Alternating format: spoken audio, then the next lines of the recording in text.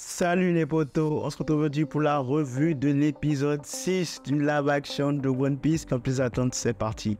On retrouve Luffy qui est blasé. Est-ce qu'il regrette son choix? Peut-être, peut-être pas. Son choix, quand je parle de choix, je parle de son choix d'avoir laissé Zoro affronter Mihawk. Mais bon, pour le moment, en tout cas, il est plus concerné par la santé de son ami que par l'exactitude de son choix. Et on le voit, hein, il a perdu tous ses moyens. Et c'est là donc qu'il va demander secours à Zeff et à Sanji, qui à deux ont décidé d'aller aider Zoro. Franchement, ils ont utilisé un truc avec une médecine au poisson. En tout cas, c'était assez sympa, c'était cool à voir. Ils l'ont soigné avec des queues de poisson, ils ont refait la couture de sa peau. D'ailleurs, je me demande si ça se fait vraiment. Alors, je sais que oui, en médecine, ça peut se faire, mais est-ce que ça arrive, genre, dans la vie, qu'il y ait des gens qui se recoudent la peau avec l'aiguille comme ça, genre, sans anesthésie, sans rien? Je vois ça beaucoup dans les films, mais est-ce que c'est comme ça de la réalité? Je sais pas. En tout cas, bref, donc là, il y a Zoro qui se fait soigner par Zeff et Sanji, puis c'est agréable de voir les deux travailler ensemble pour pouvoir aider quelqu'un, tu vois. Ça nous ramène direct à la rencontre entre Zeff et Sanji, le fameux flashback, qui pour le coup, fidèle au manga, hein, rien à dire. De A à Z, le flashback était fidèle au manga. C'est à Zeff qui récupère Sanji, ils sont tous les deux sur une île. Zeff donne toute sa portion de nourriture à Sanji. Sanji qui bouffe tout et qui après veut essayer de tuer Zeff pour prendre ta portion. Là, il se rend compte qu'en fait, Zeff n'a jamais eu de portion de nourriture. En fait, Zeff bouffait sa jambe alors qu'il avait donné toute la portion de nourriture à Sanji. Donc là, en fait, témoin de ce sacrifice-là, cette figure paternelle-là est née dans le cœur de Sanji. Zeff est devenu en fait une figure paternelle pour Sanji.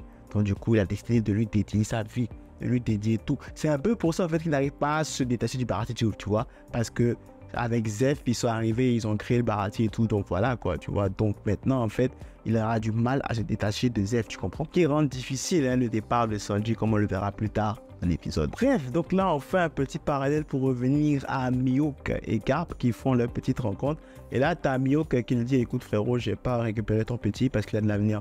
Genre, je t'ai pas ramené ton gosse parce que voilà, je trouve qu'il a de l'avenir et donc tu dois le laisser suivre son rêve parce qu'il a du potentiel et puis il peut très vite devenir un très grand pirate. Donc là, t'as Garp qui comprend pas, il dit mais frérot, je t'avais demandé de faire un travail pour moi, tu travailles pour le gouvernement, pourquoi est-ce que tu respectes pas notre marché, tu vois? Et donc là, t'as un Mihawk qui lui dit écoute, j'ai rien à foutre avec toi là, genre, j'ai pas à répondre, j'ai pas à te répondre quoi que ce soit, j'ai pris ma décision et donc voilà quoi. Et donc là, t'as Garp qui est fou de rage, ce qu'on ne sait pas ce que Kobe a entendu. Kobe a entendu que Luffy est le petit-fils de Garp, tu vois. Et donc voilà, Garp finalement finit par confronter Kobe et lui fait comprendre qu'il sait que Kobe a entendu que Luffy est son fils, tu vois. Donc là, il y a une petite discussion entre Garp et Kobe où Kobe essaie de faire comprendre à Garp qu'il devrait laisser en fait Luffy vivre son rêve. Mais tu sais, Garp a toujours cette idée-là de protecteur et tout parce que, écoute, il veut le bien pour son petit, c'est normal, c'est son grand-père, tu vois, il veut le bien. Il fait un peu le papa poule depuis en fait. Tout ce qu'il fait en fait, c'est parce qu'il s'inquiète pour le fils, qu'il ne veut pas qu'il prenne un chemin qu'il sait est très dangereux. Après tout, c'est un marine, il attraper les pirates, c'est ce qu'il fait tous les jours, tu vois. Et donc, il veut pas forcément de ça pour son enfant, tu vois. Imagine, t'es un grand chef de police, puis là, t'as ton fils qui dit qu'il veut devenir bandit. Ouais, ça passerait pas, tu vois. Donc, c'est un peu comme ça. Donc là, t'as la confrontation entre Kobe et Garp, et ce qui permet en fait de rapprocher les deux personnes petit à petit, parce que là, ils se confient l'un à l'autre. Garp écoute Kobe, c'est pas comme si quand Kobe parle, il nous dit ta gueule, c'est bon, t'es qu'un cadet. Tu vois, il écoute Kobe, il essaie de comprendre ce que Kobe pense et il se base sur ça pour tenir un certain raisonnement. Donc c'est intéressant de voir que la relation entre les deux est en train d'évoluer petit à petit, quoi. C'est intéressant qu'ils choisissent de nous montrer ça de live action aussi. On retourne au Baratie où t'as le fait qu'il en prend sérieusement pour son grade, genre littéralement, parce que là t'as un ami en fait qui lui fait comprendre que voilà quoi, t'aurais pas dû, en tant que capitaine, tu aurais dû empêcher, que c'est de ta faute maintenant ce qui arrive, c'est de ta faute que Zoro en fait soit dans le coma, ça veut dire ça comme ça, tu vois. Et là t'as le fait qu'il fait comprendre à un ami qu'en fait il ne peut pas empêcher un homme de réaliser son rêve. Et donc là il y a cette discussion là entre Nami et le fille par rapport au rêve, et le fille lui demande est-ce qu'elle n'a pas de rêve, Nami? Elle n'a pas un rêve qu'elle veut réaliser? Et c'est là que Nami fait comprendre qu'en fait, oui, elle a un rêve, mais il y a des rêves qui ne sont pas forcément réalisables, tu vois. Donc, il y a cette petite période-là, en fait, où tu as tout le monde, en fait, qui est pour Zoro. Tu as même le fait qui va parler à Zoro, tu as même le fait qui est vraiment en PLS, parce que pour la première fois, en fait, il a failé, il a échoué à quelque chose, tu vois. Du coup, là, le fils se remet en question. Il se remet en question, mais c'est normal parce qu'il se rend compte pour la première fois que être capitaine, en fait, c'est pas juste... être le chef d'un équipage, s'arrêter tout le temps. Être capitaine, c'est pas juste un titre, tu vois. Être capitaine, c'est parfois savoir prendre des décisions difficiles et les assumer. Et là, il va la prendre à la dure, en fait, Luffy. Du coup, là, pour sa première erreur qu'il a faite, Luffy, en fait, là, il se pose des questions. Il se dit, est-ce qu'il mérite d'être capitaine, tu vois. Il est vraiment de la remise en question. Surtout après le savant que lui a passé Nami, tu vois. Il est un peu dans ses feelings, si tu veux, Luffy en ce moment-là, tu vois. Et puis ça ne passe pas forcément pour le moment. Donc on arrive à l'événement important de l'épisode. C'est l'arrivée de Arlong au Baratie. Qu'est-ce que Arlong vient chercher au Baratie? Donc quand tu vois qu'Arlong vient chercher au Baratie, tu te rends compte qu'en fait, il n'y aura pas de Dawnkree, machin et tout. Parce que quand tu vois en fait là où ils vont avec, tu te rends compte que ok, voilà, ça va se passer, tu vois. Et donc Arlong débarque au Baratie alors que dans l'animé, il n'est jamais arrivé au Baratie. Et là, il est arrivé au Baratie, puis là, il cherche la carte, il cherche Luffy. Comment est-ce qu'il a su que Luffy était au Baratie? C'est grâce à Baggy qui avait planté une oreille dans le chapeau de Luffy, donc pour le traquer, tu vois. Bref, Arlong arrive au Baratie avec les hommes poissons, et là, il terrorise tout le monde, hein, même Zeph. Par contre, Zeph, il essaie de terroriser Zeph, ça passe pas. Et donc là, il dit qu'il veut Luffy. Il veut Luffy, Luffy cherche Arlong, mais bon. L'ami, encore une fois, elle lui dit, enfuyons-nous parce que Arlong te cherche, tu ne fais pas le pas contre Arlong. Luffy dit non, ils vont protéger le Baratie, ils vont protéger Zoro. Et donc là, tu as Luffy, Sanji et Usopp qui arrivent comme ça.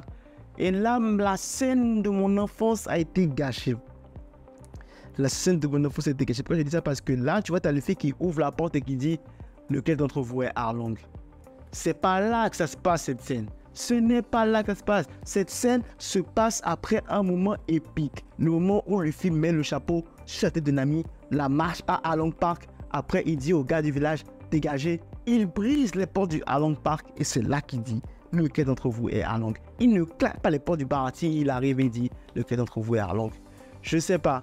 Si j'avais pas regardé l'animé, j'aurais dit... J'aurais même pas regardé cette scène là en vrai. Enfin, j'aurais même pas calculé cette scène d'une certaine façon parce que elle n'avait rien d'épique en fait. Mais du coup, le fait qu'ils aient retranscrit cette scène là pour la mettre dans ce contexte là qui n'a aucun rapport, alors ça m'a saoulé un peu.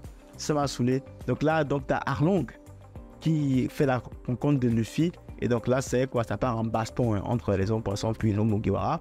Là, t'as Luffy qui affronte Arlong, mais bien sûr, à un moment donné, Arlong prend l'avantage parce que c'est un homme poisson et qui maîtrise la mer et tout, tu connais. Donc là, voilà, boum, il se fait éclater. Et donc là, t'as Nami qui nous montre son vrai visage et qui décide d'aller avec Arlong. Cependant, là, maintenant, tu te dis, tu peux interpréter de deux façons. Il me semble que dans l'animé, Nami était partie en secret comme elle voulait le faire dans l'épisode précédent, mais après, elle est revenue là. Dans l'animé, elle est vraiment partie en scred. Elle n'est pas revenue, elle n'a pas regardé derrière. Alors que là, on a plus l'impression en fait qu'elle a décidé de rejoindre Arlong pour juste arrêter le massacre en fait de Luffy. Et donc là, voilà, du coup, elle dit c'est bon quoi, c'est bon, Arlong, arrête, on s'en va. Là, t'as Luffy bien sûr qui est abasourdi, qui ne comprend pas ce qui se passe. Il lui dit attends, tu rigoles, l'ami, qu'est-ce qui se passe? C'est pas normal ce que tu fais, c'est pas vrai. Donc elle dit oui, j'ai jamais été de ton équipage, bla bla bla, c'était juste pour m'amuser, c'était juste pour me servir de toi, j'appartiens à l'équipage des hommes poissons. Donc gros reveal, grosse trahison pour les nouveaux. Nami fait partie de l'équipage des hommes poissons.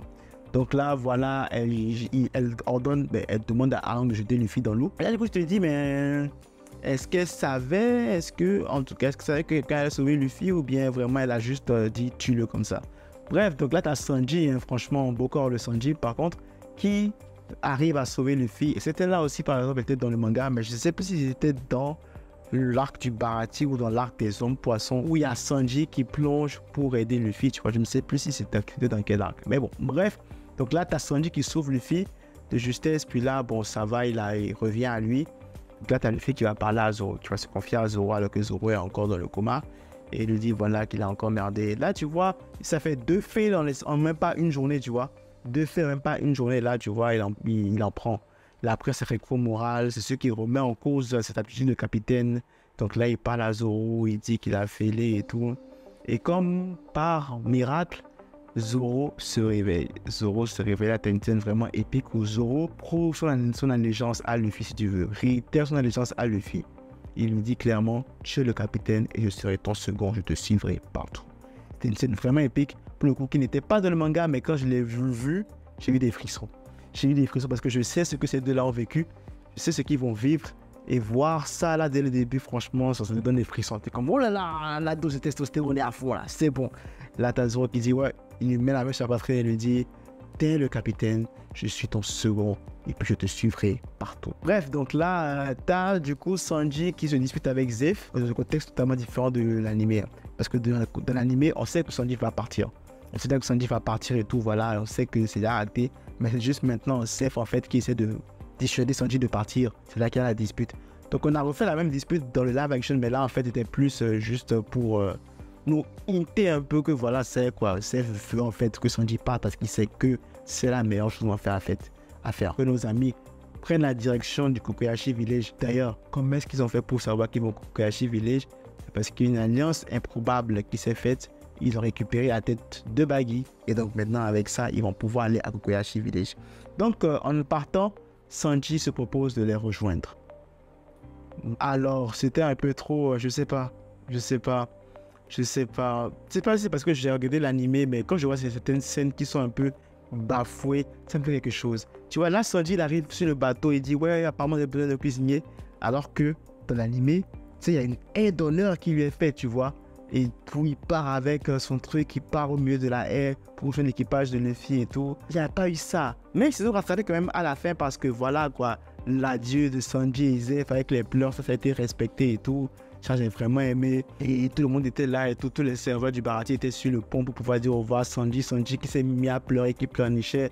Ça, c'était beau. Ça, par contre, j'ai grave aimé. Puis, ils se sont rattrapés de juste avant quand, en fait, le départ de Sanji était juste un peu genre. Mais alors, voilà, quoi. Et donc, voilà, on a un nouveau membre de l'équipage. Sanji est arrivé dans l'équipage et il a direct les vannes avec Zoro. Ça vole. Et moi, je suis là pour ça. Les vannes entre Zoro et Sanji, c'est devenu mon attraction principale dans la version. Dès que ces deux-là sont ensemble, ils s'envoient des balles et j'adore vraiment. Et voilà quoi, bon, très bon épisode à part que voilà, le changement scénaristique au niveau de Arlong c'était un peu bizarre. Et voilà qu'on n'a pas eu de Don Krieg. On n'a pas eu de bataille de Don Krieg, on n'a rien de tout ça, on a juste eu une séance ou une partie.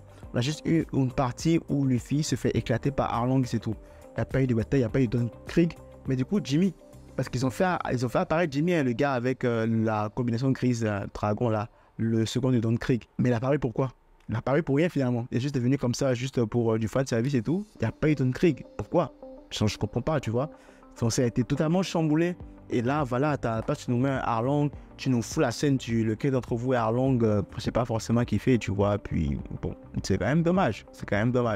Mais bon, encore une fois, genre, ma seule contrainte par rapport à l'épisode, c'est les choix scénaristiques qu'ils font. Mais sinon, en termes de qualité, très très bon. Franchement, le casting du Baratie, je n'en ai pas beaucoup parlé, mais c'est quand même le fidèle au manga. Franchement, les cuisiniers et tout, surtout les deux gars là, les deux sous-chefs là avec Sanji, c'est quand même été respecté. Même si l'autre, il n'est pas aussi grand que dans l'animé, il a plus une taille de Kevin Hart, mais bon, c'est pas grave, ça passe.